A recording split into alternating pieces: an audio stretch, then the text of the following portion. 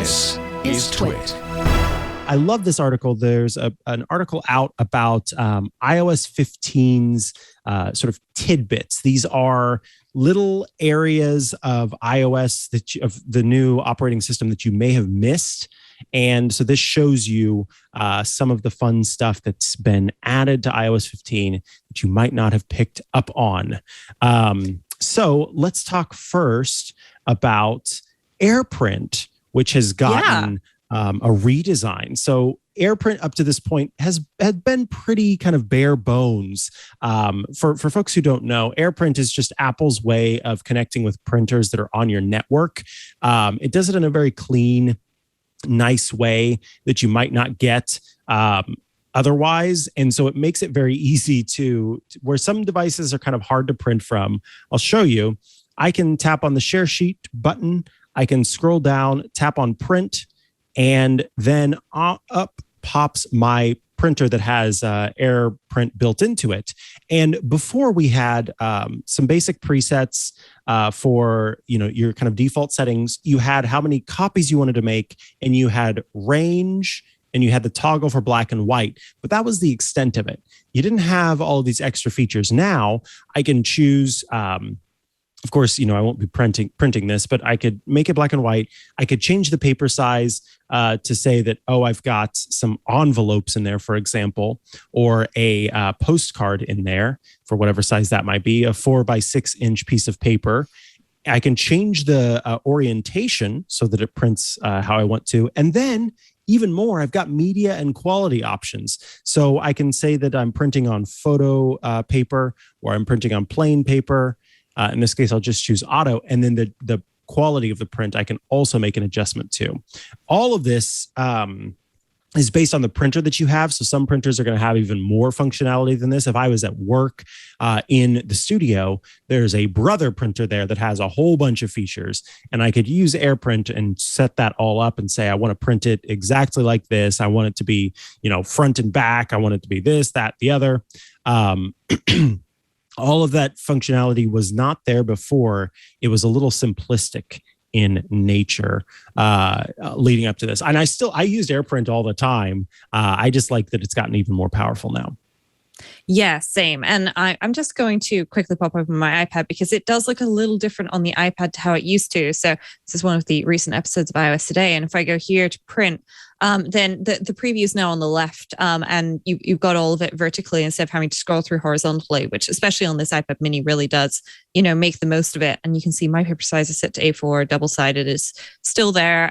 But, being able to adjust the range is, perhaps a little more prominent now than it was. I always used to forget where that was. And yeah, so that's a really good one, which I'm glad is now here, because that was something that my mum would often ask me, how do I change this? I just want to print like a draft copy of something.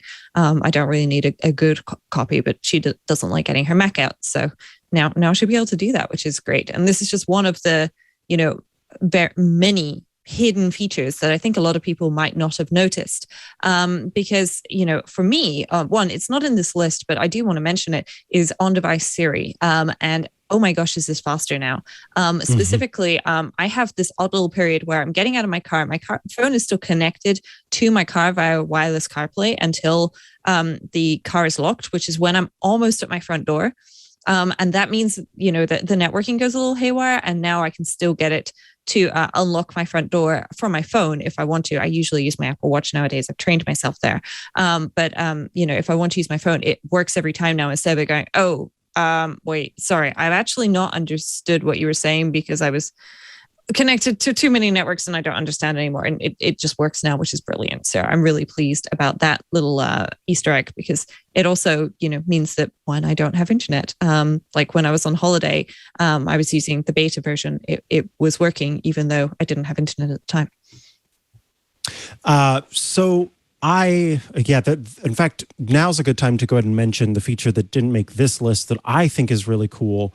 I didn't realize how powerful the notification redesign in iOS 15 was until I started noticing it pop up on my phone, my Apple Watch, and my iPad.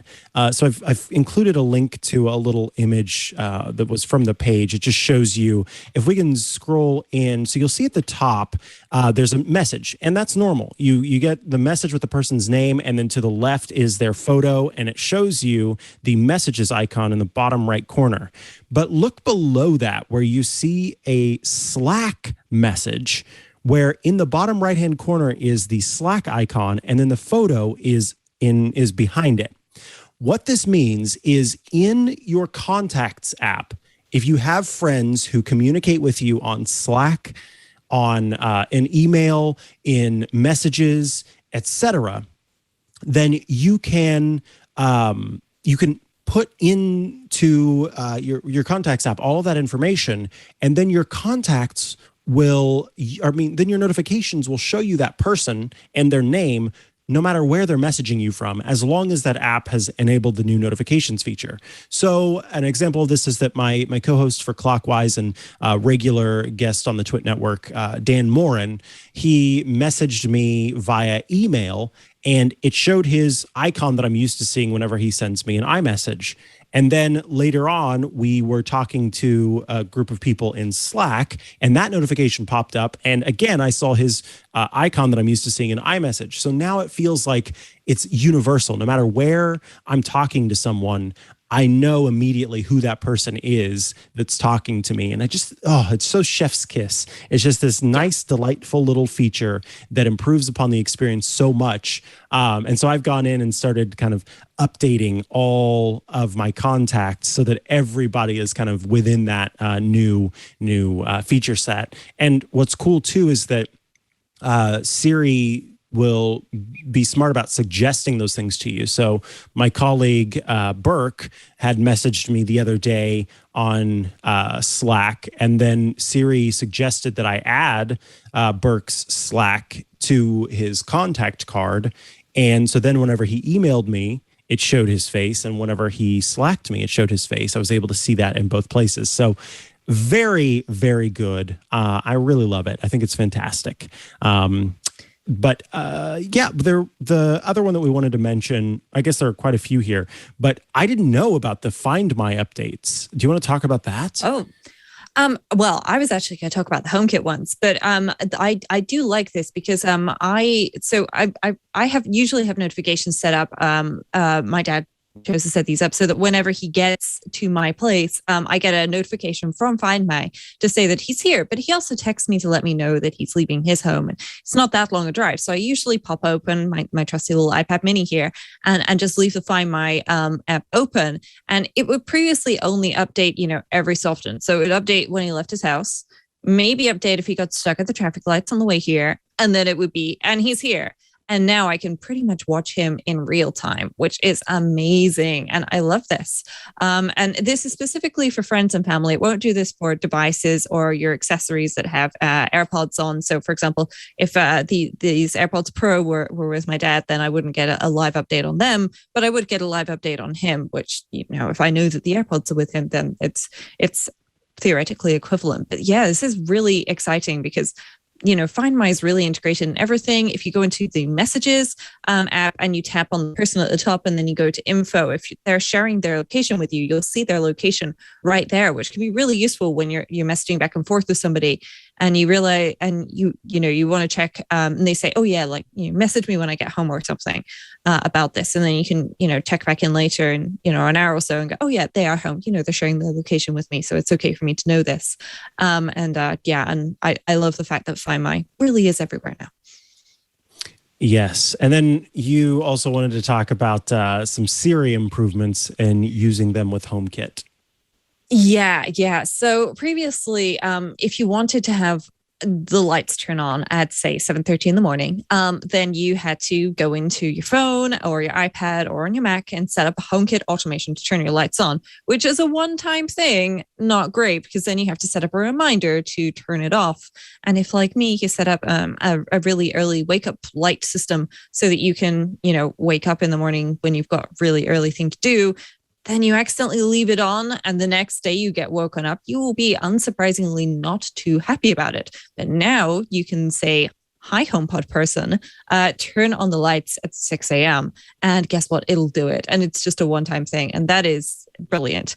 This is also really useful for do this when I leave, so that you don't need to remember to, turn off the lights when you leave. Usually, maybe you would leave some of them on, but this time you want all the lights off. You can say, hi, HomePod, turn off the lights when I leave. Obviously, you need to substitute hi, HomePod with the correct command to trigger the person who lives in your HomePod, whichever gender they have chosen for themselves. You can now do this, and this is so good. I use this all the time. You can also do in 10 minutes as well, which could be really useful for parents, where the kids go, I want 10 minutes more. Okay, turn off the lights in 10 minutes. And then when the lights go out, you need to leave. And, then they'll be sitting there in the dark still playing on their computers, probably.